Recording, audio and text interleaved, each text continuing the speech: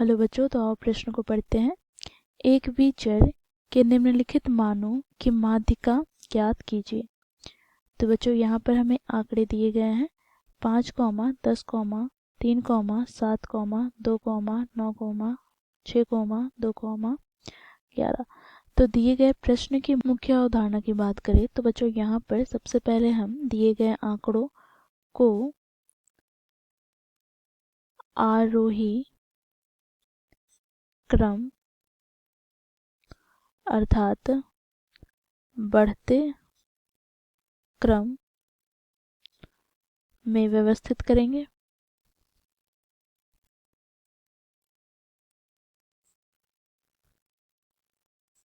फिर बच्चों यहाँ पर हम सूत्र का प्रयोग करेंगे। यदि आंकड़ों की संख्या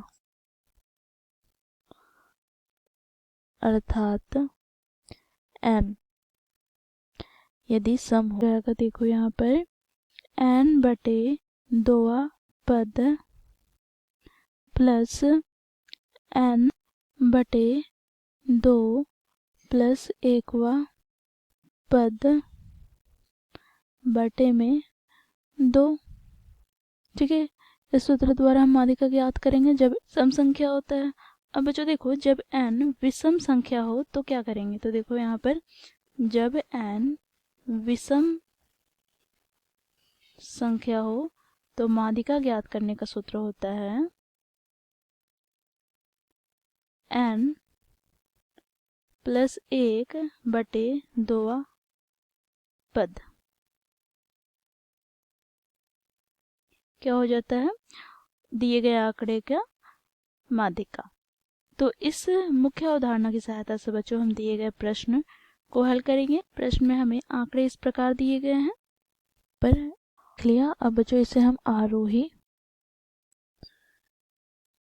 क्रम अर्थात बढ़ते क्रम में व्यवस्थित करेंगे। तो सबसे पहले बच्चों हमें सबसे छोटी संख्या को लिखना होगा। तो सबसे छोटी संख्या यहाँ पर क्या है, 2। तो 2, 2। अब बच्चों देखो, इससे बड़ी तो 3 एक बार ही है। फिर यहाँ पर 4 नहीं है तो हम लिखेंगे 5, फिर 6, फिर यहाँ पर 7, फिर यहाँ पर 8 नहीं है 9, फिर 10 हो जाएगा यहाँ पर, फिर 11। अब बच्चों देखो यहाँ पर हम आंकड़ों की संख्या की बात करें अर्थात n की बात करें तो n यहाँ पर कितना है बच्चों। तो देखो 1, 2, 3, 4, 5, 6, 7, 8, 9, 9 है। अर्थात बच्चों देखो ये 2 से पूर्णतः विभाजित नहीं हो गया, अर्थात ये एक विषम संख्या है। अब बच्चों हम माध्यिका ज्ञात करेंगे तो विषम संख्या के लिए माध्यिका हम कैसे ज्ञात करते हैं, प्लस 1 बटे 2 व पद हमारा माध्यिका हो जाएगा। तो n कितना है, तो 9, 9 प्लस 1 बटे 2